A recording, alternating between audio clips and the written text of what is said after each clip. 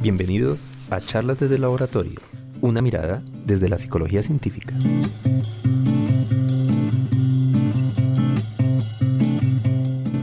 Bienvenidos a nuestro programa Charlas desde el Laboratorio. Mi nombre es Jairo Rosso, coordinador del laboratorio Iván Pavlov de la Fundación Universitaria Los Libertadores. Y el día de hoy nos encontramos con nuestra primera invitada, Eliana Quintero Gallego, psicóloga de la Universidad Nacional de Colombia, con maestría en neuropsicología de la Universidad de Sevilla, España, y doctorado en psicología y neurociencias de la misma institución. Cuenta con formación complementaria en yoga, meditación, atención plena y terapia centrada en la compasión, y además ha realizado numerosos talleres orientados al desarrollo de estrategias de autocuidado en cuidadores. En la actualidad se desempeña como neuropsicóloga en Uniepilepsias. También nos acompaña el doctor Marco Venegas, médico de la Universidad del Rosario, con especialización en neurología de la Pontificia Universidad Javeriana y doctorado en medicina del sueño de la Universidad de Freiburg, Alemania. Ha trabajado en grupos de neurociencias y de cirugía de epilepsia, en donde ha desarrollado diferentes tipos de actividades, desde asistenciales hasta investigación. Y en la actualidad también se desempeña como director del área de investigación, docencia y proyectos especiales de Uniepilepsias. Estás escuchando Charlas desde el Laboratorio. Bueno, bienvenidos primero que todo a Eliana y a Marco. Muchísimas gracias por haber aceptado nuestra invitación. No, usted, mil gracias por habernos invitado. Un honor estar acá. Muchísimas gracias. Bueno, hoy nos convoca el libro Comprender la epilepsia para vivir mejor, ¿sí? Un libro que ha sido escrito por un grupo de profesionales de la salud interesados en el bienestar de los pacientes y cuidadores, ojo con esto que es muy importante, y cuidadores de los pacientes con epilepsia refractaria. El objetivo del libro es aportar información y herramientas de manera sencilla, clara y asequible que le permitan al lector comprender la epilepsia y afrontar los desafíos que esta enfermedad crónica puede traer a su vida de manera consciente, saludable y transformadora, aportando a su calidad de vida y a la de su familia, obviamente. Bueno, muy bien, aquí tenemos sobre la mesa el libro calientico, ¿cierto? Recientemente ha salido. ¿Cuándo salió? Pues ya salió, yo creo que hace como unos 3, 4 meses. 4 meses. Ya está circulando 3, 4 meses. Y hoy, bueno, vamos a darle aquí el impulso alrededor del tema, un tema muy interesante de que muchas personas aún desconocemos mucho, que es la epilepsia. Entonces vamos a empezar por saber qué es realmente la epilepsia y qué no es la epilepsia, ¿no? Que sería como el origen de todo. Bueno, es una pregunta que muchas veces es muy compleja de explorar. Ajá. Para algunos pacientes sus síntomas son tan inespecíficos o tan complejos que hace falta muchos estudios, muchos exámenes para poder llegar a la conclusión. Pero en términos generales, la epilepsia es un grupo de enfermedades que tienen diferentes manifestaciones, pero que todas se originan por un núcleo o un grupo de neuronas enfermas en la corteza del cerebro. Okay. Y que descargan eléctricamente a destiempo, cuando no deben hacerlo, y digamos que lo descargan todo. Sí. Ese es 100% que descargan, causándole un síntoma al paciente en ese momento, y ese síntoma se va a caracterizar por la función que tiene ese grupo de neuronas que está afectado. Ajá. Entonces, para que nos entendamos, sería el foco, digamos, de la epilepsia tendría que ver con un grupo de neuronas que disparan eléctricamente de una forma, digamos, no sintonizada con el cerebro. Exactamente, ¿no? Vale. Exactamente. Y los síntomas son, como le digo, variadísimos, desde supremamente sutiles, algunos que llamamos nosotros ausencias, sobre todo en niños, que se quedan como desconectaditos, mirando al frente, de pronto parpadeando unos segundos y pasa. La mayor parte de la gente no lo ve, no se da cuenta, no lo nota. Hasta en el otro extremo, un ataque del que ya pues la mayor parte nos imaginamos, una convulsión en la que el paciente se cae inconsciente al piso y tiene una serie de movimientos muy bruscos, se puede lastimar, etc. Ok, perfecto.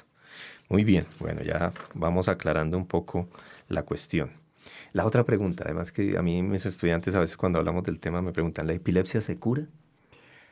Hoy en día la epilepsia la entendemos como una enfermedad crónica y hace parte de las enfermedades crónicas junto con, por ejemplo, la hipertensión arterial o la diabetes, que no se curan, pero se pueden controlar bien en su inmensa mayoría y que le permiten al paciente, una vez que se ha controlado, tener una buena calidad de vida y desempeñarse como cualquier otra persona sin la enfermedad. Ok, perfecto. Algunas, muy pocas, podríamos decir que sí se pueden curar, Ujú. pero la inmensa mayoría requieren un tratamiento prolongado, extenso y usualmente de por vida. Decir que hay que acostumbrarse, digamos, a vivir con ella. A vivir con ella y para la mayor parte, para el 70% de los pacientes, la única molestia que van a percibir en su vida es solamente estar tomando un medicamento. Vale. Y Acostumbrarse a tomar diariamente un un medicamento. medicamento. Ajá. Para el 30% restante, la cosa es más difícil. Ujú. Están tomando usualmente más de un medicamento. Algunos pueden estar tomando de 3 a 5 medicamentos a dosis altísimas, Ah, ya. con efectos secundarios y a pesar de eso no se controlan. Es lo que llamamos epilepsia refractaria. Ah, ok, que era una cuestión que yo les iba a preguntar ya que lo estamos hablando ahí, epilepsia refractaria, vale. Y me surge aquí una duda, la lanzo a ver qué me dicen ustedes. Eh, en el siglo XX hay algunos casos muy famosos en neuropsicología de pacientes que por tener epilepsia les hicieron, digamos, una cirugía donde extraían esa zona del cerebro donde era el foco de la epilepsia. Y pues esos pacientes se volvieron famosos porque se generaron posibilidades de estudio de los efectos que tenía el quitar una parte del cerebro, ¿no? Una ablación, digamos. ¿Eso se sigue desarrollando? ¿Se sigue haciendo con algún tipo de epilepsia?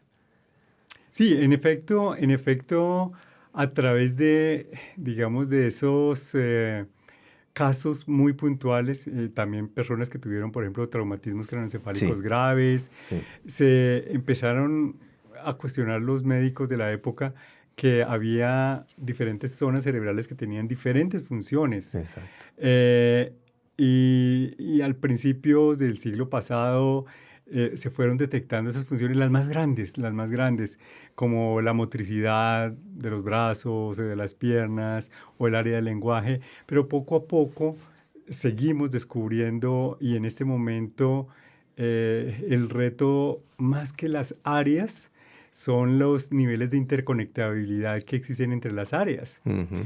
porque pues parece que son infinitos y diferentes, muchas veces son diferentes en cada persona, entonces muchas veces no es tanto el foco que afecta la enfermedad, que causa la enfermedad del paciente, sino la forma en que se distribuye en diferentes zonas en el cerebro. Es decir, que ese desorden eléctrico se distribuye, o sea, aunque tiene un foco de origen, se distribuye por la red en diferentes zonas del cerebro.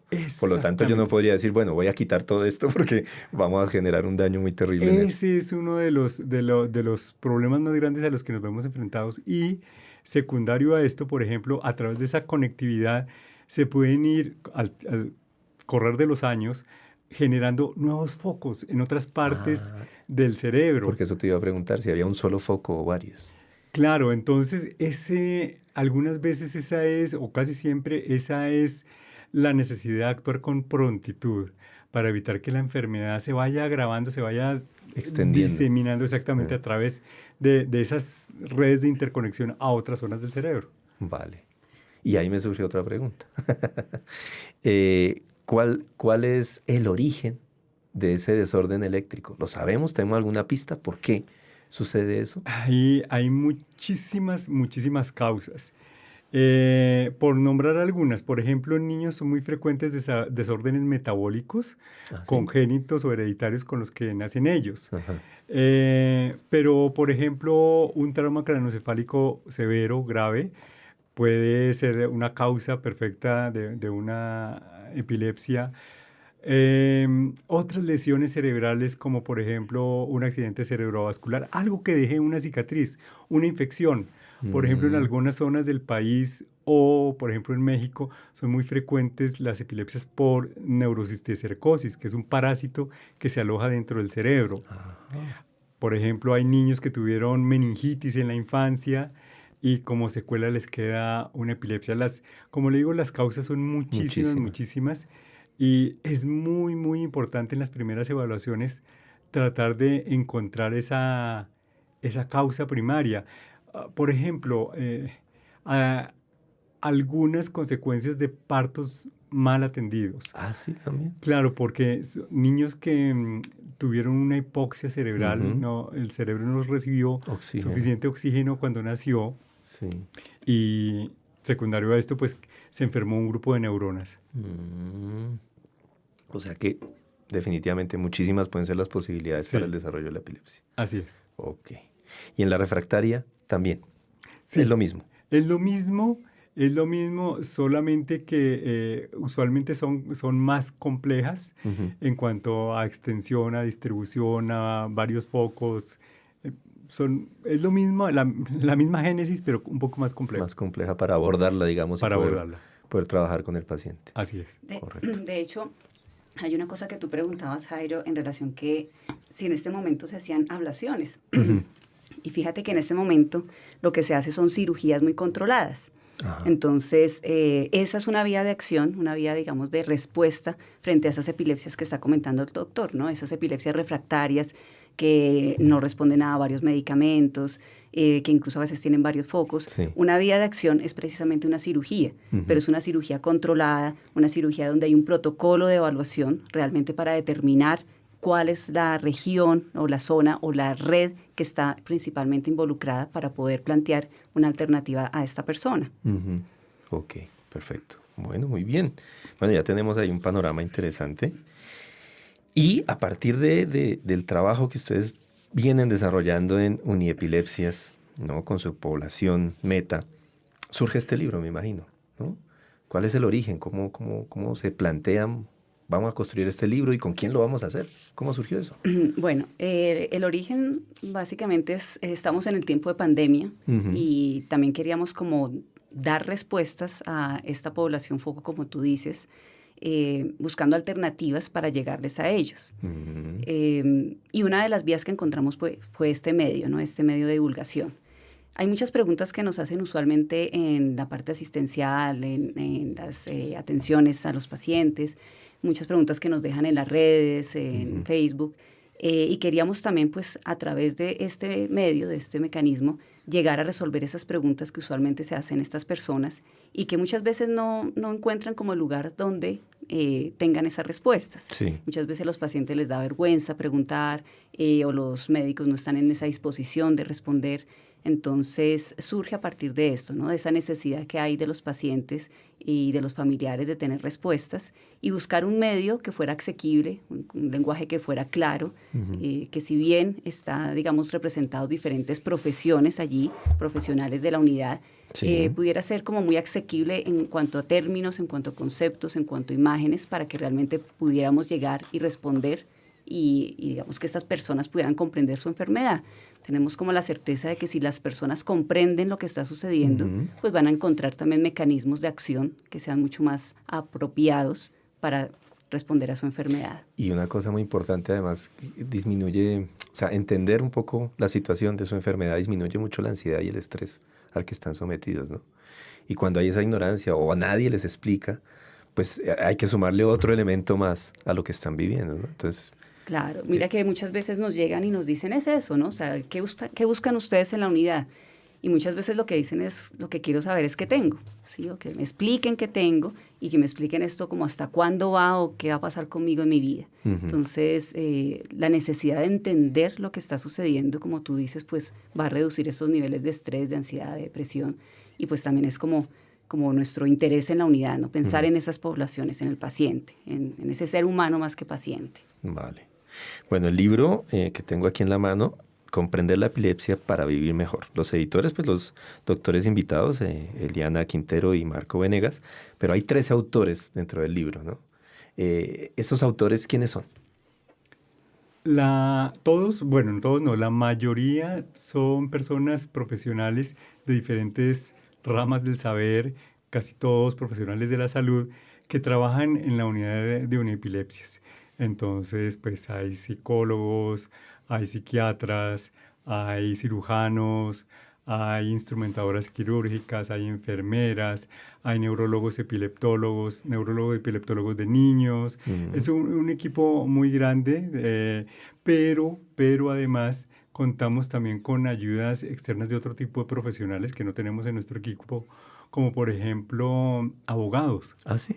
Y abogados y esto es muy bonito, que están muy sensibilizados a la enfermedad y al vivir con un paciente con epilepsia, que por su mismo destino, por su misma trascendencia, les tocó en suerte padecer la epilepsia o ser el acompañante de una persona con epilepsia, y que por eso mismo se han informado muchísimo sobre las leyes, sobre todo lo que hay escrito sobre epilepsia, y nos dan ese conocimiento que ellos han ido acumulando a través de los años, de estar preguntándolo, de estar leyendo.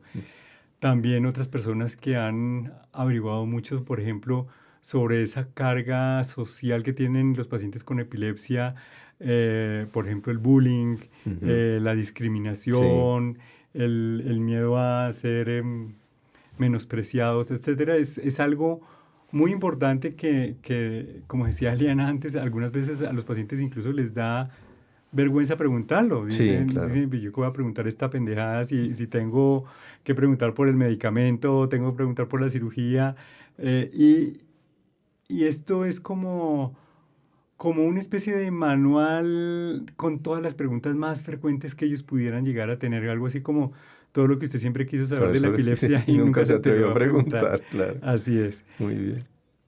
Muy bien, muy bien. Pero también, digamos, dentro de los autores, que es bien valioso, están los testimonios de algunos pacientes y de algunos cuidadores. Muy bien. Entonces, la visión de estas personas, pues es realmente enriquecedora, ¿no? Porque sí, es quien lo está viviendo, sí, cómo lo está viviendo y qué ha hecho para poder vivir con o sin epilepsia, ¿no? Porque cuando también ya no tienes las crisis, también es un reto, ¿sí? Ahora no las tengo, ¿ahora qué hago? ¿Sí? También es un reto ahí. Entonces, esa última parte es bien bonita porque son esas vivencias y además está como muy, muy de la mano con lo que ven los niños, porque las imágenes que están en ese capítulo son imágenes que han creado niños con epilepsia. Entonces, es la visión de esa epilepsia a través de imágenes. Sí, sí, muy bien. Y de los niños, genial, interesantísimo. Bueno, podemos decir que este libro va dirigido a todo el público, o sea, no solo a las personas que tienen epilepsia y sus familias, sino realmente a todo el que quiera saber sobre epilepsia, ¿no? Pensaría yo. Sí, así es. Digamos que cuando lo estábamos pensando, lo estábamos diseñando, una de las premisas que nos pusimos, que nos autoimpusimos, fue escribir con la mayor veracidad, con la mayor certeza, con la mayor exactitud, con la mayor actualidad, pero en términos completamente sencillos, completamente legos, sin tecnicismos, sin nada difícil de entender, que cualquier persona lo pueda entender. Pero al mismo tiempo está ofreciendo una mirada amplia, exhaustiva y profunda, lo cual hace que incluso profesionales de la salud que no son especialistas puedan beneficiarse de eso, puedan ver que es un programa de epilepsia refractaria, diferentes abordajes, qué siente un paciente que tiene este tipo de epilepsia, cómo es una vida como viviendo la epilepsia a diario. Entonces, sí, en efecto, yo pienso que es de muchísima utilidad para pacientes, para cuidadores, para médicos, para personal de salud que tiene que ver con este tipo de pacientes, e incluso para personas que no tienen nada que ver con esto, porque hemos incluido algunos capítulos sobre, por ejemplo, cómo lidiar con las emociones, qué hacer para tener una vida más saludable, porque es que la persona que tiene epilepsia, pues también le puede dar un infarto en el corazón. Claro. Entonces, tiene que cuidarse en otros aspectos adicionales. Entonces, yo creo que cualquier persona podría beneficiarse de esto. Fuera de eso, pues hemos tratado de darle un formato agradable, que no sea un texto crudo, ladrilludo, sí, sí. seco, árido, sino... No, es un libro con muchas imágenes, con color, con resaltados. Yo aquí estoy Exacto. viendo una cosa muy amena para leer, exactamente, sí. Así es, esa fue la intención. Sí, y muchas imágenes, además que me imagino que son pinturas de los niños y todo ese tipo de cosas, ¿sí? ¿Puede ser? Esas no, las Estas del no. último capítulo Ah, vale. sí. Todas esas otras imágenes que acompañan cada capítulo, pues la idea que tuvimos es que pudieras tener como la información o bien a través del texto o a través de imágenes, ¿sí? Ujú, Como buscando esas diferentes modalidades sensoriales de llegarle a la gente. Entonces, a ujú. veces una imagen vale más que 1000 palabras. Sí, Entonces, esas imágenes que acompañan cada capítulo buscan con esa imagen como mostrar lo que viene en el capítulo, al igual que esas frases que están en cada imagen. Y ya las imágenes que están en el último capítulo sí fueron creadas por los niños. ujú, muy bien, muy bien. Hay una cosa a mí que, de hecho, con Eliana ya lo hemos hablado en otro contexto, de los cuidadores, ¿no? Que me parece muy, muy importante y a veces, además porque yo fui cuidador hace unos años, y es como muy olvidada la población de los cuidadores, ¿no? Entonces, cómo han aprovechado, digamos, esa experiencia de los cuidadores y cómo han recibido los cuidadores este libro? Pues como tú dices, ¿no? Son los pacientes olvidados. Entonces, en la unidad, digamos, siempre estamos como muy pendientes también de esa población, ¿no? Que Ujú, son los familiares, que son los cuidadores. Y que obviamente, digamos, hay algunos casos en que esos cuidadores pues van a tener una mayor carga, ¿sí? ujú, Entonces, en algunos casos, por ejemplo, de niños con dependencia o en adultos también con algún grado de dependencia. Entonces, lo que hemos visto, digamos, en algunos lectores que ya nos han dado como una retroalimentación, es que les da herramientas, ¿sí? Que les da algunas herramientas precisamente para poder afrontar, ¿sí? Tener estrategias de afrontamiento frente a lo que están viviendo. ok. Entonces, como decía Marco, ¿no? La idea es que este libro, pues, si bien es para pacientes, también es para esta población, pero también es para las personas que atienden estas poblaciones, Ujú, o bien de una manera formal, ¿sí? Como los profesionales de la salud, o sí, de manera informal, como estos cuidadores que son finalmente la familia de los pacientes. ok, perfecto. Muy bien, muy bien.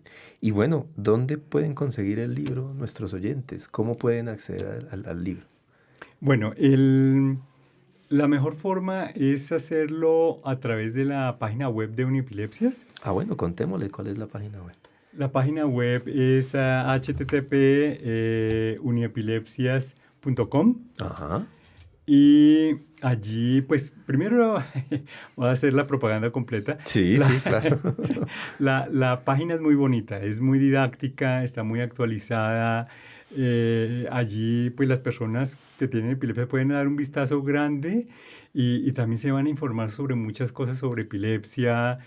Hay noticias, hay definiciones, bueno, hay muchas cosas. Eventos, cosas como... Eventos, ¿Cierto? ahora en este mes van a haber algunos eventos, casi siempre tenemos alguna cosita, charlas, bueno. Y fuera de eso, pues ahí está el link de siempre, el contáctenos, y Ujú, a través de ese contáctenos se puede hacer el pedido. El pedido le puede llegar el libro físico a su casa. sí. eh, Usualmente si es muy lejos, fuera del país, se hace el sobrecosto del envío. Ujú, Y si lo prefiere en medio magnético PDF, también se le puede hacer de esa manera. Es simplemente haciendo una transacción en un banco ujú. y una vez que ha recibido eso se le envía inmediatamente el libro a su casa. Lo hemos querido hacer de esta manera porque el libro tiene un costo bastante reducido, que es básicamente el costo de manufacturación. Ujú, Ninguno de los autores cobró un centavo y es básicamente lo que nos costó la parte física, digamos, exactamente. la elaboración del libro. Ajá. Y si lo hacíamos a través de los distribuidores convencionales como librerías grandes, nos hubiera tocado incrementar el costo por lo menos al Al doble. doble. Ujú. Y lo que queremos es que las personas lo tengan por el menor costo posible. Realmente nuestra intención no es hacer dinero con... creo que muy pocas personas tienen la intención de hacer dinero con libros en la vida, salvo Isabel Allende o algún otro par Sí. de autores. El resto de los autores no quiere hacer eso o no lo pretende. Entonces, digamos que esta es una buena forma de reducir costos a la persona que lo va a adquirir al final. También allí en la página web, al final, en el contacto están los teléfonos. También la persona que no le gusta manejar mucho los medios magnéticos puede llamar Claro. y la secretaria le informa cómo lo hace. Puede ir al banco físico, consigna, y la secretaria ella misma se encarga de hacerle llegar el libro. Perfecto. Bueno, muy bien. Hay una cosa ahí, es cuando decías lo de los costos, ¿no? Realmente, como dice Marco, nuestra intención no es ganar económicamente, sino realmente poder beneficiar a esta comunidad y de alguna forma lo que, entre comillas, ganemos es para otros proyectos similares, Claro. ¿sabes? Entonces, estamos pensando también en crear algo para los niños, porque finalmente cuando tú tienes esa pedagogía y entiendes, ¿sí? Pues la relación que puedes tener con el entorno de personas que tienen esta enfermedad pues va a ser diferente, Claro. ¿sí? Entonces ese es también como el objetivo que hay detrás de todo esto. Muy bien, perfecto. Yo creo que le ha quedado muy claro a la gente cómo puede acceder al libro. Perfecto. Tiene todas las formas, papel y electrónico y todos los medios para hacerlo. Así Bueno, es. y hablemos de uniepilepsias, ¿no? Porque es, digamos, en la casa de donde surge esto. Contémosles a nuestros oyentes en qué consiste. Bueno, Uniepilepsias es una IPS, o sea, una institución que se dedica al tratamiento, al estudio y al tratamiento de las epilepsias, pero con un énfasis muy importante dice, a las epilepsias refractarias. Usualmente el neurólogo o el neuropediatra que no tiene ningún entrenamiento adicional específico puede controlar la inmensa mayoría de las epilepsias, pero hay, como le decía al principio, más o menos un 30% de pacientes que se escapa de este manejo. Y es muy difícil, y incluso para una sola persona es muy difícil hacer el manejo de este paciente, y se necesita un equipo multidisciplinario. Muchas veces se necesita un epileptólogo, un cirujano, una neuropsicóloga, una nutricionista. Bueno, son muchos los recursos que tenemos porque es una enfermedad muy, muy compleja, muy difícil.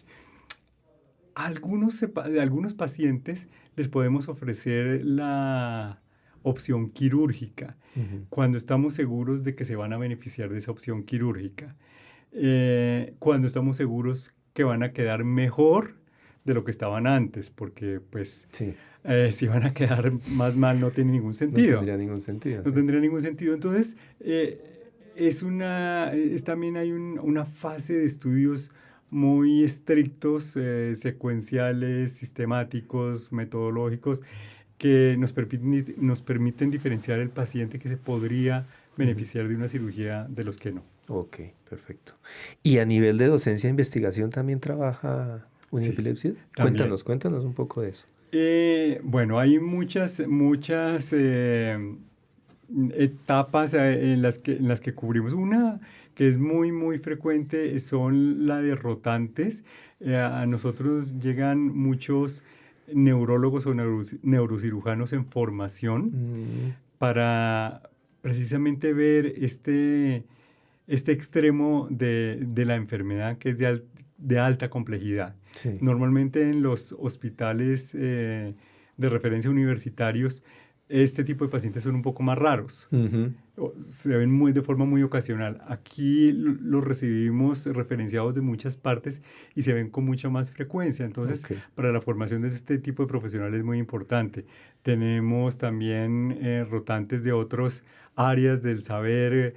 Estuvimos con rotantes por ejemplo, de trabajo social. En este momento tenemos una rotante de neuropsicología que viene de Alemania.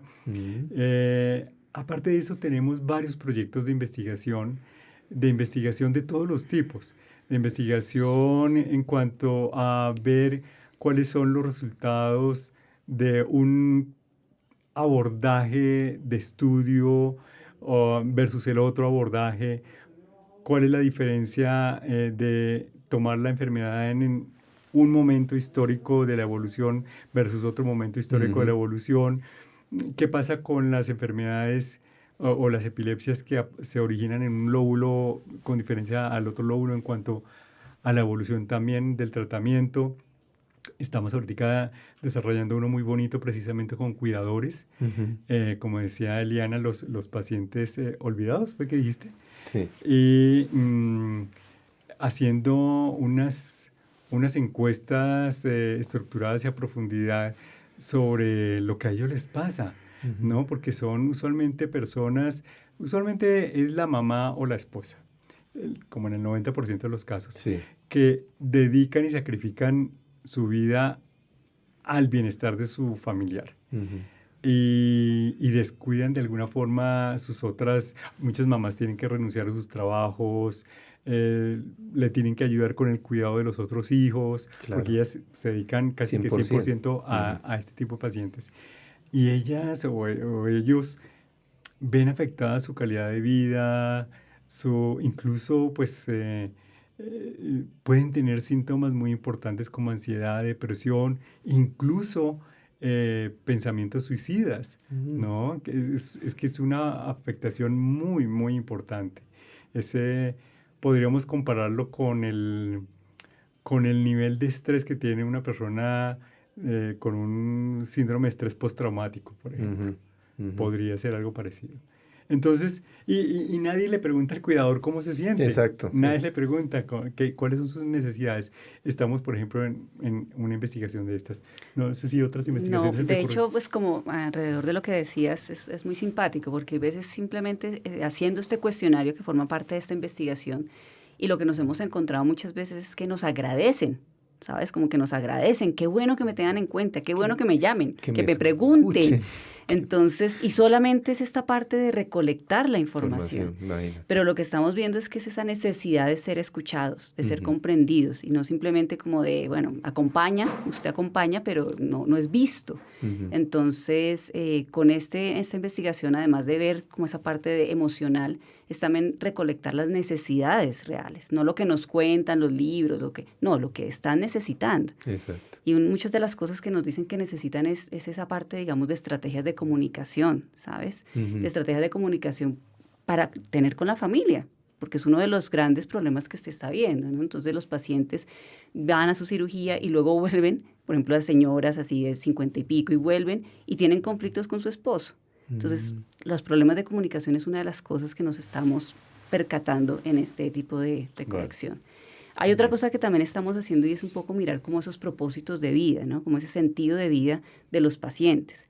Porque muchas veces también nos centramos como en esa parte clínica de alteraciones cognitivas, de la parte, digamos, como más física, pero ¿qué está pasando con esas personas? Que más que pacientes son personas que tienen sueños, que tienen proyectos. ¿Cuáles son esos proyectos, sí, que tienen en su vida? Entonces también es otro de los aspectos que estamos como mirando dentro de los proyectos de investigación que comentaba el doctor. Muy bien. ¿Dónde están ubicados físicamente? Nuestras oficinas están ubicadas cerca de la Clínica del Country, en la carrera 19 con 84, con calle 84. Sin embargo, para hacer las cirugías, como son cirugías de alta complejidad, los hacemos con algunos hospitales y clínicas que están asociados, que tenemos convenios, porque en todos los casos requieren por lo menos de un día de vigilancia en cuidado intensivo en el posoperatorio, por ejemplo.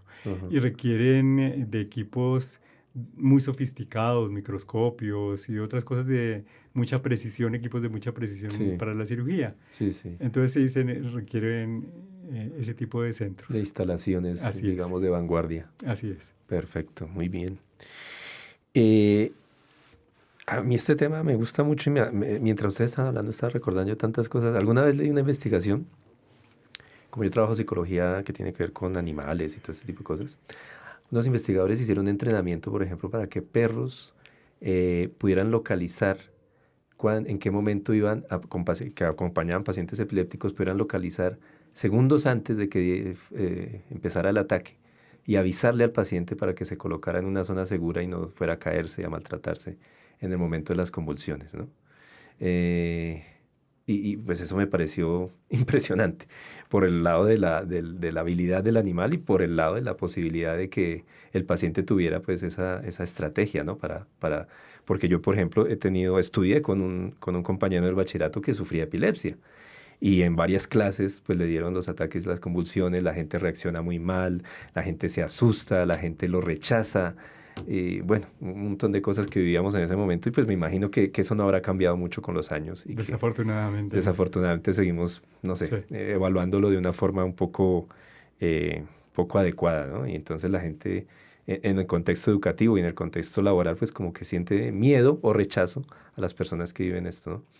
Entonces, mientras estaban hablando, estaba recordando tantas y tantas cosas. Me estaba acordando de Wilder Penfield, que pudo hacer los homúnculos cerebrales a partir de todas las pacientes con epilepsia, que él tuvo que evaluar dónde estaba el foco epiléptico y podía abrir el cerebro de las personas, estimularlo y preguntarle qué está sintiendo, ¿no? Eso también es un avance. A mí para la ciencia me parece impresionante, ¿no? Sí. Una cosa de locos. Y bueno, esa es la otra parte, ¿no? Pero también está la parte más humana y lo que están viviendo las personas que tienen la enfermedad o las personas, los cuidadores. Como siempre he dicho, los cuidadores son como decía Liana, los grandes olvidados y que tienen una carga ahí muy, muy fuerte y que necesitan ese apoyo. Así es. Entonces, valoro muchísimo este trabajo que están haciendo. Como me imagino que nuestros oyentes lo empezarán a valorar, generamos la posibilidad de que todos puedan visitar la página web de Uniepilepsias, conocer más alrededor y poder adquirir el libro y desmitificamos un poco el tema también, ¿no? Porque la epilepsia yo creo que está un poco malinterpretada, ¿no? Hay muchas cosas ahí que no se entienden y que generan más miedo y desconfianza. Hay muchos mitos alrededor de la epilepsia. Precisamente creo que tenemos un capítulo al respecto sobre mitos alrededor de la epilepsia. Sí. ¿No? Entonces, bueno, Porque es un poco claro, cuando hablábamos de lo que sí es, lo que no es forma parte de esos mitos, ¿no? No es contagioso, no es una enfermedad mental, no implica que tengas una inteligencia baja, no implica que estás poseído. Eso te iba a decir. Y ese tipo de cosas, hoy en día, porque yo lo he escuchado de parte de los pacientes, hoy en día las personas lo piensan. Hoy en día los trabajos rechazan a los pacientes porque tienen miedo. Exacto. Y yo creo que eso, más que miedo, es la ignorancia, ¿no? La ignorancia precisamente de no saber qué hacer con esta población. Y por eso, digamos, una estrategia es esta estrategia divulgativa, ¿no? O sea, que entiendan que no están frente a algo que es inmanejable, ¿sí? Entonces, sí. Sí, es fundamental esta labor. Los felicito muchísimo. Extendemos una felicitación a todo el equipo que trabajó en este libro, ¿sí? Todos los profesionales que regalaron su tiempo y su cerebro, su mente, para sentarse a escribir cada uno de estos capítulos y que pues, la población pueda beneficiarse, que es lo más importante, ¿no? Muchísimas gracias. Entonces, muy, muy, muy bonita esta labor. No sé si quieren decir algo más que se nos quede por ahí en el tintero. No, pues de mi parte agradecerte, ¿no? Agradecerte este espacio porque creo que es una maravillosa oportunidad de dar a conocer el libro, pero también de hacer una llamada a la comunidad, ¿no? Llamada a la comunidad de que se pueda entender esta población, que se pueda ver, visibilizar y sobre todo para realmente como apoyarlos, ¿no? Entonces, pues muchas gracias por este espacio, Jairo. Realmente. No, con todo el gusto y tú sabes que aquí está abierto el espacio con cualquier iniciativa y las futuras iniciativas que vayan a desarrollar con niños, aquí estamos. Muchísimas gracias. Con toda la disponibilidad para aquí que nos estaremos, ¿no? No hay problema, eso me cuentan y organizamos. Muchas gracias. Perfecto. Entonces, muy bien, pues no me queda más que darle las gracias por haber aceptado nuestra invitación, por habernos ilustrado con esta temática, por haber producido este hermoso libro y espero pues que se logre difundir muchísimo y que la gente pueda aprovecharlo y obtener ese conocimiento tan relevante. Bueno, muchas gracias a Liana, a Marco y a nuestros oyentes, pues invitarlos a un próximo programa de charlas de laboratorio con un nuevo tema interesante para la psicología y nuevos invitados. Muchísimas gracias. Muchas gracias. Esto fue Charlas desde el Laboratorio, una mirada desde la psicología científica.